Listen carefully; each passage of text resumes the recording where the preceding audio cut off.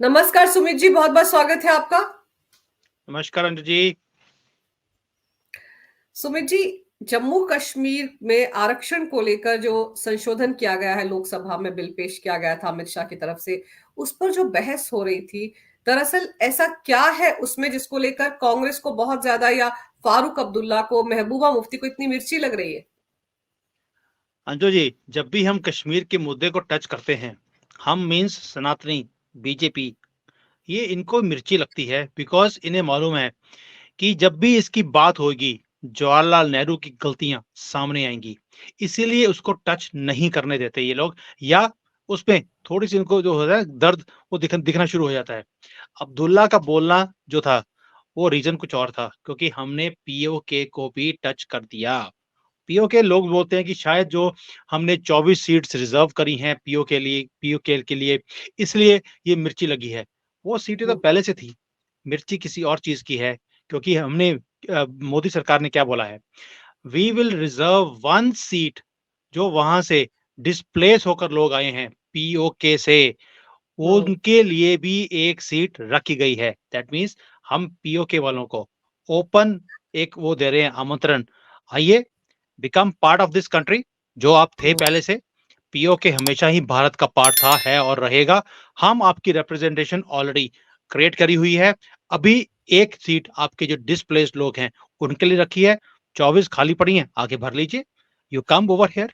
So we are giving a open invitation to them. और हम्म, PoK के अंदर जो गिलगिट बल्तिस्तान का एरिया है उसके अंदर तो ऑलरेडी हमने देखा है कि विद्रोह होना शुरू हो गया है। ऑलरेडी आवाजें भारत के साथ मिलने के लिए शुरू हो गई हैं।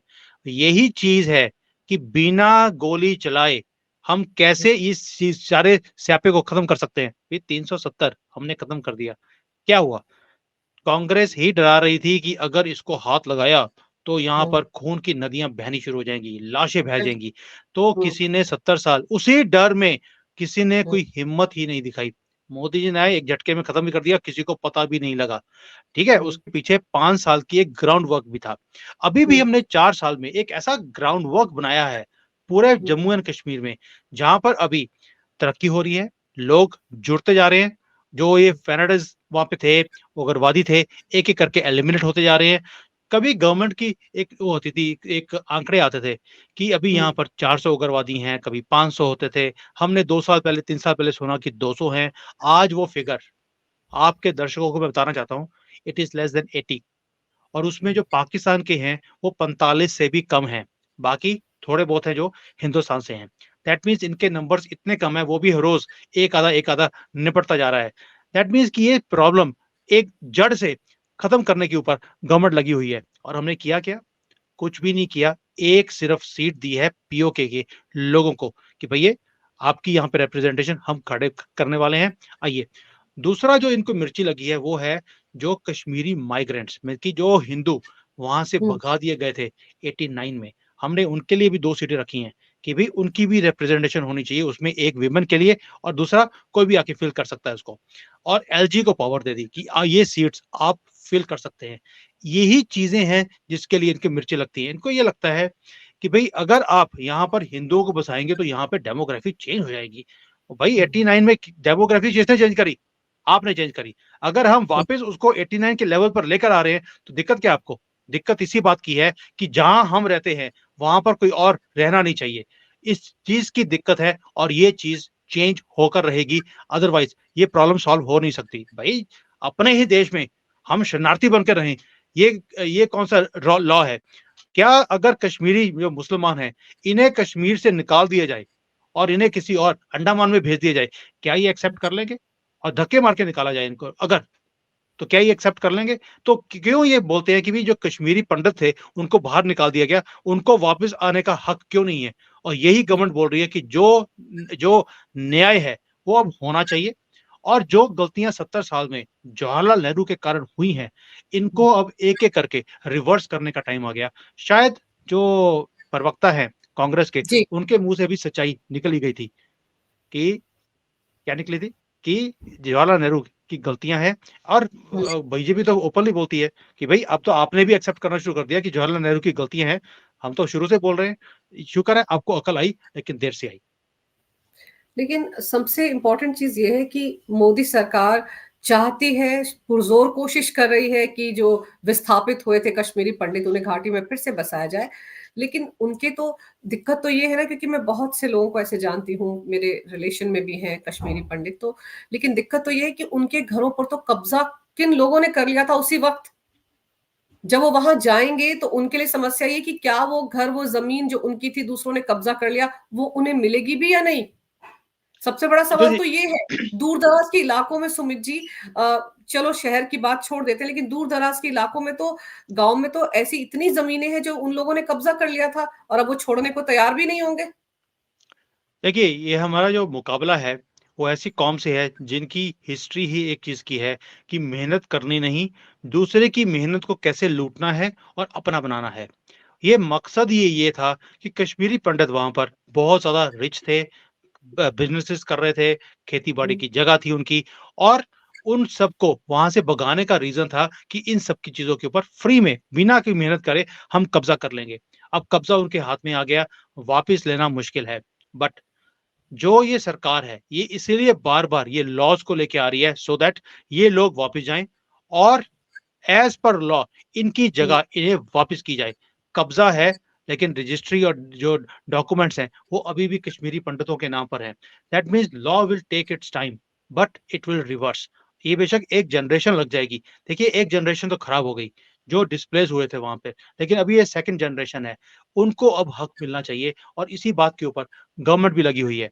और मुझे ऐसा लगता है कि जिस तरह से गवर्नमेंट ये लॉज़ लेकर आ रही है, भी जैसे इन्होंने बोला कि बैकवर्ड क्लासेस, एससी, एसटी इनको भी वहाँ पे रिजर्वेशंस होनी चाहिए, जो कि पहले थी नहीं।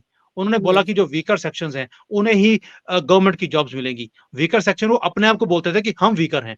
भई हम्म, आप अकेले वहाँ पे रहते हो, बाकी सबको आपने बाहर निकाल दिया। आप वीकर कैसे हो सकते हो? दैट मीन्स हम्म, इन्होंने लॉज़ को ही ऐसे चेंज किया हुआ था कि सब कुछ इन्हें ही सूट करे। तभी मैं बार-बार आपके माध्यम से, आपके चैनल के माध्यम से लोगों को बोलता हूँ, अपनी आँखें खोलें। ये जो कुछ कश्मीर में इन्होंने किया, सारे लॉज़ को अपनी फ़ेवर में बनाए कि किसी और को साँस लेने की भी इन्होंने कोई गुंजाइश छोड़ी नहीं। यही चीज़ ये बाकी पूरे हिंदुस्तान के अंदर करना चाहते हैं। अभी आपने कर्नाटका में देखा होगा, केरला में देखा होगा और जहाँ पर तेलंगाना में, जहाँ पर ये जीते हैं अभी, तेलंगाना के अंदर इन्होंने जो हमारा बीच में सर्कल है, अपने झंडे का, वहाँ पर इन्होंने उतार कर उसपे इन्होंने अपने जो कलमे होते हैं और हैं, वो डाल दिए। दैट मीन्स इन्होंने ऑलरेडी नया झंडा भारत का निकाल भी दिया है जहाँ-जहाँ पे जीते हैं। क्या आप यही चाहते हो? और ये अगर चाहते हो तो करते रहिए। जो ये तुष्टीकरण की जो राजनीति करने वाली पार्टियाँ हैं, आप इनको सपोर्ट करते रहिए। जो कश्मीर में हो रहा है सैंपल है वहाँ पर और ये जो सारी चीज़ें हैं, इससे क्या होता है कि एक डिस्कशन शुरू होती है। आज आप और मैं बैठकर इन चीज़ों के ऊपर डिस्कशन क्यों कर रहे हैं? क्योंकि ये सारी चीज़ें संसद में जो गवर्नमेंट है, उन्होंने बाहर निकाली कि वहाँ पर कैसे इन्होंने एक-एक करके हर चीज़ अपने कब्ज़े में करी और किसी और को वहाँ पे घुसने ही नहीं देते। और आप बोल रहे हैं कि जो कश्मीरी पंडित वहाँ से निकले हैं, वो अपनी चीज़ों का हक कैसे लेंगे? जब ये सारा 370 खत्म हो गया है, 35 ए खत्म हो गया है, रीजनल पार्टी 0 हो गई हैं, वहाँ पर जो लोकल लोग हैं, ये भी अब उनको ल लगने लग गया कि भई, जो गलतियाँ पुरानी हुई हैं, इनको रिवर्स किया जाए। हमारी 3-4 जनरेशंस इसी चीज़ में बर्बाद होगी और कांग्रेस के लिए एक अंडर करंट है वहाँ पर, जो गालियाँ निकालते हैं लोग, लोकल वाले। 2 लोगों को गालियाँ निकलती हैं वहाँ पे। मैं कश्मीर में आपको लास्ट वीडियो में भी बताया था मैंने। I was there in last November. वहाँ पे जो लोकल लोग हैं, मैं मिला वहाँ पर। उन्होंने बोला कि एक तो कांग्रेस, जो लोकल पार्टियों के साथ मिलकर इन्होंने हमारी जनरेशंस को खराब किया और दूसरा था मीडिया। और एक लड़की थी वहाँ पर जो कॉलेज स्टूडेंट्स होती हैं, उन्होंने बोला हमारा केबल बंद करता है एक कांग्रेसियों को और मीडिया वालों को। इनको तो चौराहे में खड़े होके गोली मार देनी चाहिए। कहते लेकिन हम मार नहीं सकते, अगर हम ये काम करेंगे तो हमें बोलेंगे टेररिस्ट हैं। आप लोग ये काम कर दो, हमारा भला होगा। बाकी ये लोकल लोग बोल रहे हैं अब तो कि हमारा जो है यहाँ पे सत्यानाश किया है, वो कांग्रेस ने और मीडिया ने किया है। तो आप समझ सकती हैं कि अगर वहाँ पर ऐसी चीज़ें आ रही हैं, तो ये जो हक की बात बोलती हैं आप, कि जो कश्मीरी पंडित वहाँ से निकले उनको हक कैसे मिलेगा? ये मुझे ऐसा लगता है कि कुछ गवर्नमेंट के लॉज़, कुछ लोकल लोग, ये ही एक ड्राइव शुरू करेंगे, टाइम लगेगा। मैं नहीं बोल रहा ओवरनाइट हो जाएगा, इट विल टेक टाइम। लेकिन ये मोदी जी हैं, पहले 5 साल इन्होंने प्रिपरेशंस करी, फिर 370 खत्म किया। अब 4 साल से प्रिपरेशंस कर रहे हैं कि इस स्टेट को कैसे ऊपर उठाया जाए और जो गलतियाँ हैं पुरानी वाली, उनको एक-एक करके रिवर्स किया जा रहा है। सब कुछ इकट्ठा करेंगे, तो वही लाशें ब ब बहेंगी, जो ऑपोज़िशन चाहती है और गवर्नमेंट वो करने नहीं देगी। बिल्कुल, बहुत धीरे-धीरे करके ही ये सब कुछ हो सकता है। सुमित जी, जो 70 साल से जो गलतियाँ की गई हैं कांग्रेस की तरफ से या नेहरू की तरफ से, उन गलतियों को दुरुस्त करने के लिए कम से कम आपको कुछ और साल तो लगेंगे ना। कोशिश तो उस दिशा में हो रही है।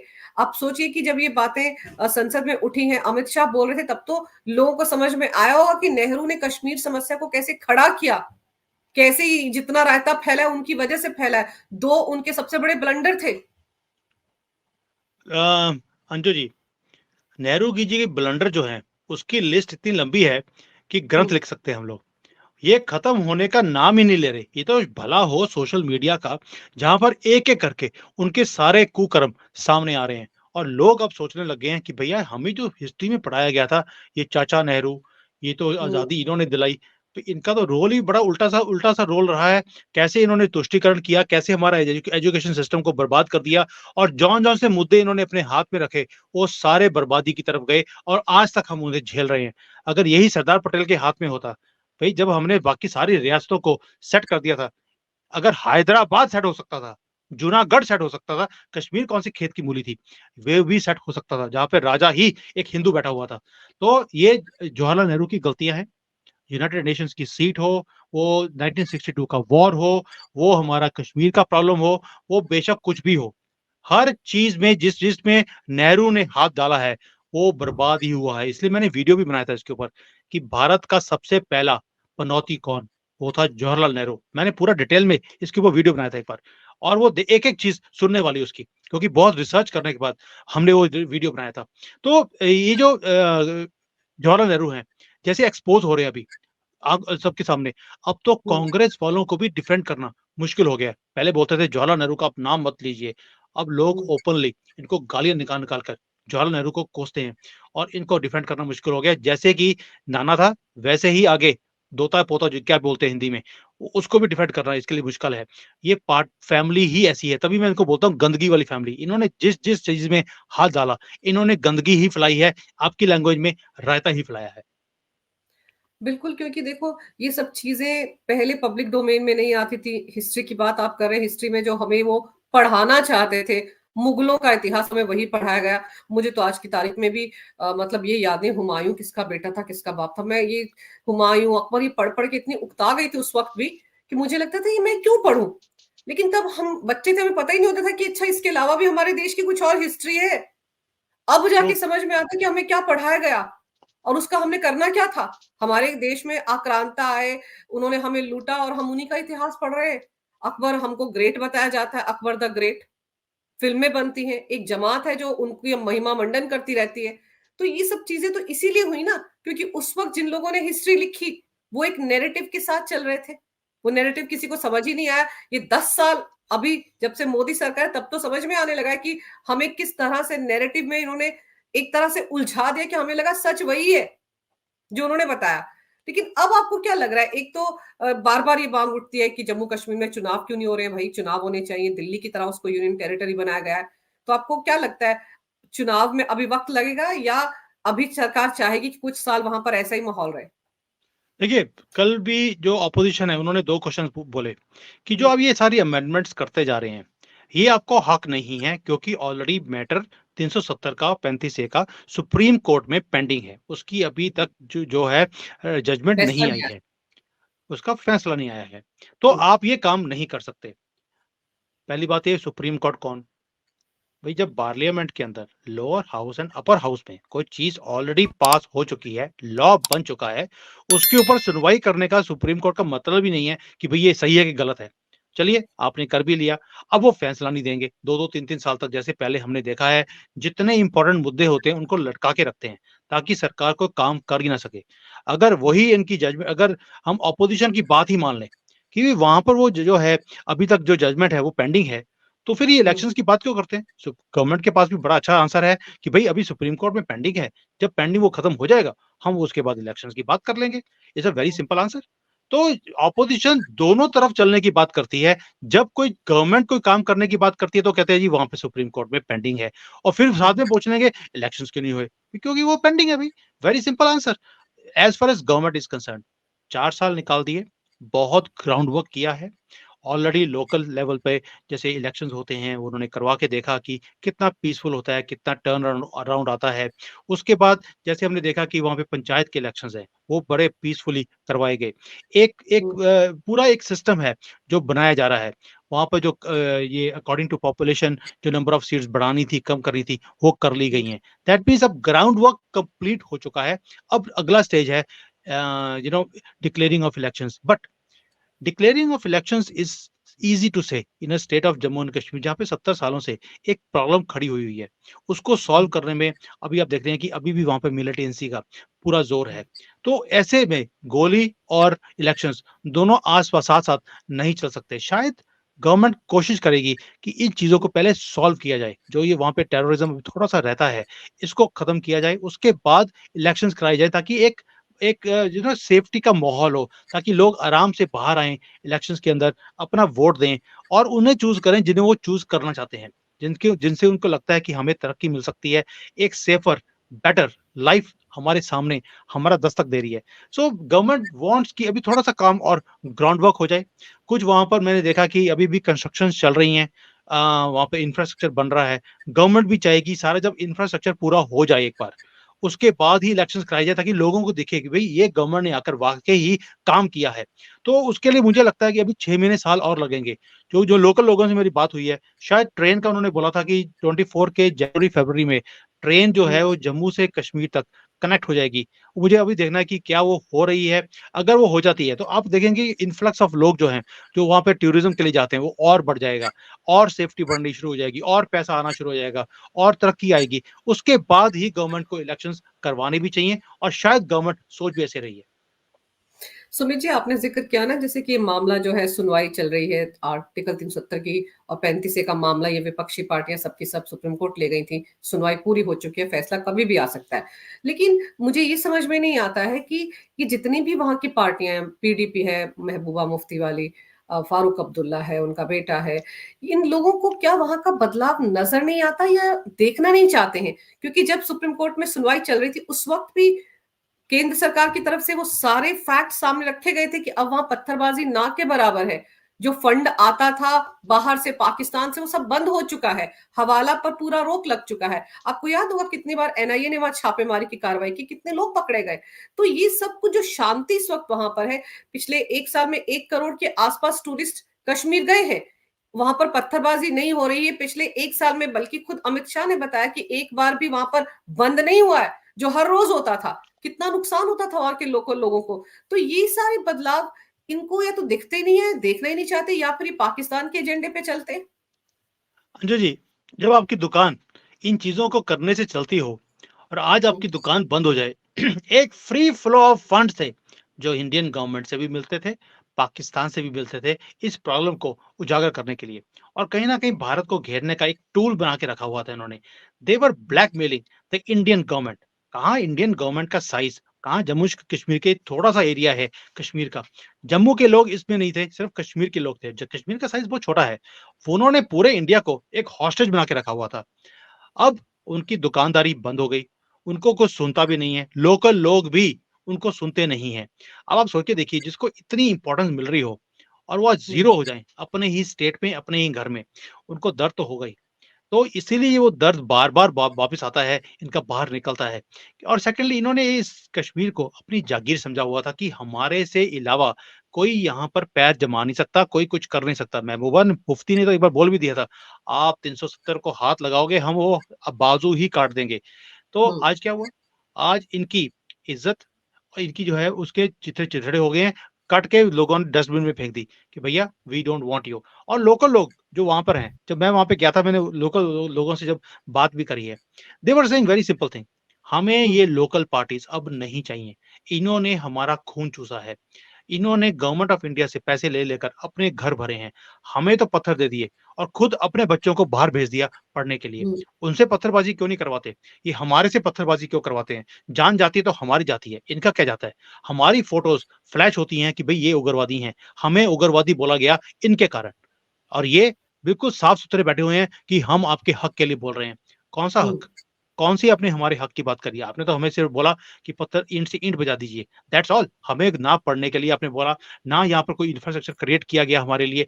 आपने अपने घर भरे, हमारी जिंदगियों के सौदे करे आपने, और यही चीज पाकिस्तान में भी हुई है।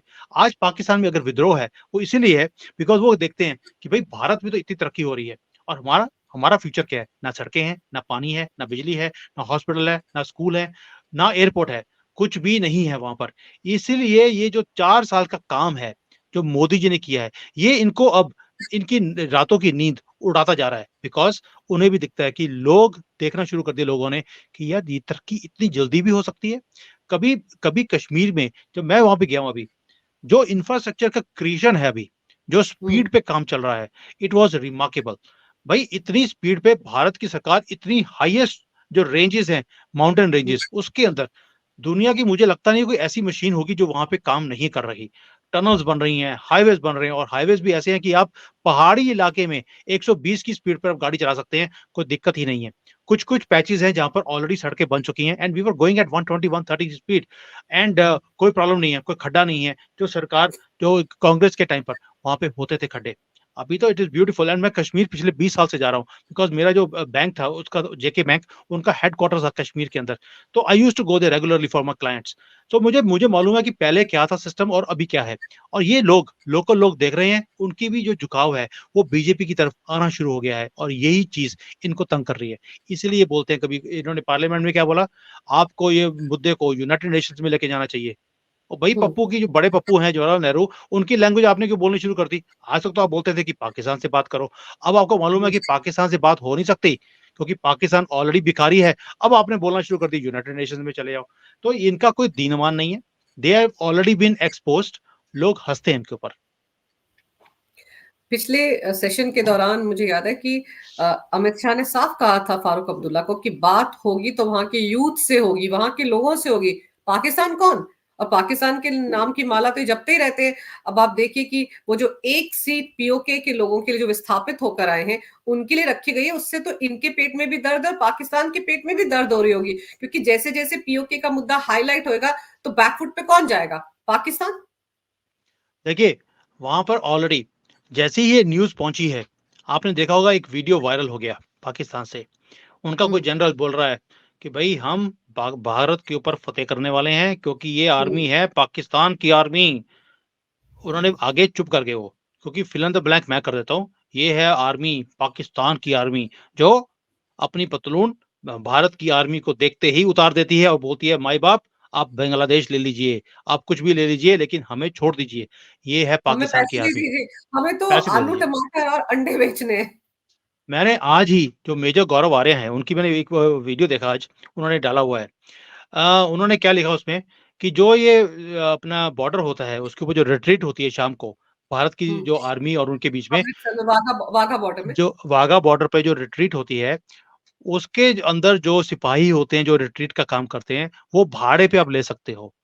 वो शादियों पे, किसी की शादी थी उसके अंदर उन्होंने उनको रेंट पे लिया, और वहां पे वही चीजें कर रहे हैं जो बॉर्डर पे करते हैं, वो शादी के मंडप के अंदर। पाकिस्तानी पाकिस्तान के। पाकिस्तान आर्मी के लोग जो वाघा बॉर्डर पे रिट्रीट करते हैं, वो भाड़े पे अवेलेबल हैं।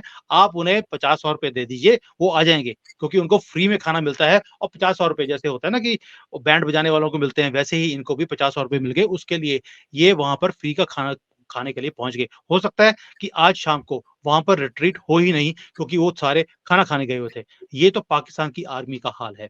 तो इसलिए भारत ने जो किया है कि भाई हम आपसे बात क्यों करें, आपका तो आपकी तो आर्मी जो है, और वो देख लिया हमने, सरेंडर करने वाली आदमी है, और जहां पर भी फ्री का खाना मिलता है वहां पहुंच जाते हैं। और जनरल ने क्या बोला, हम भारत के ऊपर फतेह करेंगे, और हम्म, मोदी जी को जंजीरों में जकड़ कर हम खींच के लेकर आएंगे। ओ भैया, नौ झूठा है। मई लास्ट ईयर इस साल 9 मई को इमरान खान के कुछ लेडीज जो हाँ, फॉलोअर थी, वो आपके कमांडर हाउस में पहुंच गई थी, और वहां जाकर उन्होंने आपके सारे घर को आग लगा दी, आपकी हम्म, पतलून तक उठा के ले गई, और फ्रिज में से स्ट्रॉबेरी और मीट जो भी पड़ा था वो भी खा गई। आप उसको तो बचा नहीं पाई, अपने घर को, जो आपका पर्सनल घर है, उसको आप बचा नहीं सकते। भारत के ऊपर फतेह करने की बातें करते हो। पता नहीं कौन-सा ये नशा करते हैं, मुझे लगता है इमरान खान ने नशा करता था, सबको मालूम ही है। उसने सारे जो जनरल हैं, उनको सबको नशा करने पे इसने लगा दिया लाइन पे, और ये वहाँ पे ऐसे स्टेटमेंट्स क्यों देते हैं?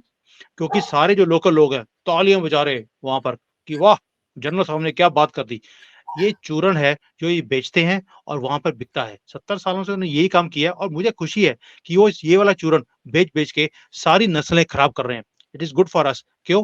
क्योंकि अब वहाँ पे जो करंट है पूरे कंट्री के अंदर, मैं तो पाकिस्तानी चैनल्स के ऊपर मुझे बुलाया जाता है, जब मैं वहाँ पे जाता हूँ, वो गालियाँ निकालते हैं अपनी आर्मी के लोगों को। ये पहली बार मैंने देखा है कि हुँ, पाकिस्तान के लोग अपनी ही आर्मी को गालियाँ निकाल रहे हैं।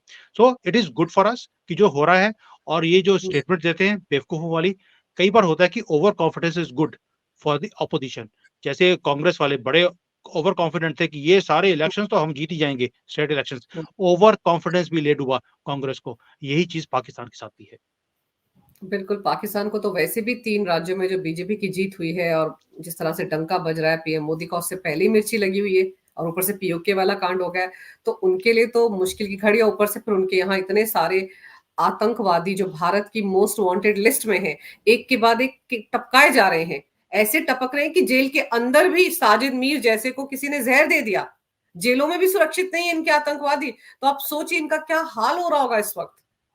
मुझे लगता है इनके पास एक ही चारा है, उन सबको जैसे पुन्नू को इन्होंने बुर्का डलवा दिया है, वैसे ही सारे जो इनके उग्रवादी हैं, इन सबको हाफ़िज़ सईद हो, बाकी हो, सबको बुर्का डलवा दें, ताकि हमें आइडेंटिफ़ाई करना मुश्किल हो जाए कि ये कौन जा रहा है वहाँ पर। और देखिए, वहाँ पर वैसे भी औरतों की इतनी इज़्ज़त होती है कि हम हाथ लगा नहीं सकते, और हमारे जो वीर होते हैं, वो वैसे भी ऐसे पंगे लेते नहीं हैं। तो एक ही काम है, आगे से जितनी भी आप फ़ोटोज़ देखेंगी इनकी, इनके जो हैं सीईओज़, ये सारे हुँ। बुर्के में ही दिखेंगे आपको, ताकि ये ना समझ आए कि कौन जा रहा है, कहाँ जा रहा है। तो इनका यही अंत है, और ये होना भी चाहिए था। It was late. I think जो अभी काम शुरू हुआ है, पिछले 1 साल से हम सुनते आ रहे हैं।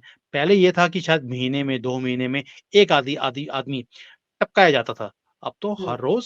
हर रोज़ इतनी लिस्ट है कि जो पाकिस्तानी चैनल्स वाले हैं, वो बोलते हैं कि भई ये हो क्या रहा है हमारी कंट्री में? और हमारी आईएसआई, हमारी आर्मी कोई जवाब भी दे नहीं रही, कोई स्टेटमेंट नहीं है। किसी को वो ये नहीं बोल रहे कि राह की साजिश है, ये भी बोलना उन्होंने बंद कर दिया। आप समझ सकते हैं, सदमा कितना है, डर कितना हुँ। है कि आवाज़ ही निकल नहीं रही। पहले तो कभी-कभी चूँ-चाँ निकलती थी, अब वो भी बंद हो गई है। मुझे लगता है इनकी आर्मी जो है, वो और आईएसआई, वो भी बुर्के में बैठे हैं, कहीं हमारी जान ना निकल निकल जाए। बिल्कुल, अभी तो इन सबको बहुत डर लग रहा है। वो 1 दिन पहले साजिद मीर के साथ कांड हुआ, फिर वो हंज़ला अदनान था, वो मारा गया और जिस वक़्त हम और आप बात कर रहे हैं, मुझे लग रहा है इस बातचीत के दौरान भी कोई अड्डा टपक गया होगा, जो हमको तुरंत खबर मिलेगी। इस तरह से वहाँ पर 72 हुरों के पास भेजा जा रहा है, लॉन्च पैड बना हुआ है इस वक़्त पाकिस्तान 72 हुरों तक पहुँचने के लिए, आतंकवादियों के आजू लिए। जी, तो जी, अंजू जी, एक एक चीज़ बताऊँ आपको मैं, जो लेटेस्ट न्यूज़ है, ज जब हम बात कर रहे हैं, जो अभी-अभी न्यूज़ आई है, वो ये है कि अफ़गानिस्तान के साथ जो बॉर्डर है, वो बंद कर दिया गया है, दोबारा से, क्योंकि हुँ, पाकिस्तान ने वहाँ पे एक बोर्ड लगाया हुआ था, वेलकम टू पाकिस्तान। तो हुँ। अफ़गानिस्तान बोलता है, हमें ये वर्ड वेलकम टू पाकिस्तान, ये हम नहीं देखना पसंद करते, इसको हटाओ। और पाकिस्तान आर्मी ने सरेंडर कर दिया, और हुँ। उन्होंने वो वाला बोर्ड हटा लिया है तालिबान से डरकर। ये है इनकी आर्मी का जज़्बा और लेवल।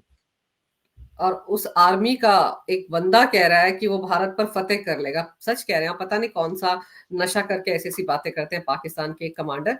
एक काम तो शायद इमरान खान ने अच्छा किया है कि खुद भी वो नशे में डूबे रहते हैं, औरों को भी चस्का लगा दिया है और शायद इसीलिए इस तरह की गीदड़ भभकियाँ दे रहे हैं। लेकिन चलिए, पड़ोसी देश पाकिस्तान ऐसे जलता-भूनता रहे तो हमारे लिए अच्छी बात है और अभी तो और भी बहुत कुछ होने जा रहा है जम्मू-कश्मीर में, अभी तो शुरुआत हो रही है। उसके बीच तो काला कोयला ही बन के निकलेगा मुझे लगता है पाकिस्तान। लेकिन फ़िलहाल इस मुद्दे पर जो विस्तार से जानकारी आपने मेरे दर्शकों को दी सुमित जी उसके लिए आपका बहुत-बहुत धन्यवाद। नमस्कार, भारत माता की जय हो, वंदे मातरम। वंदे मातरम।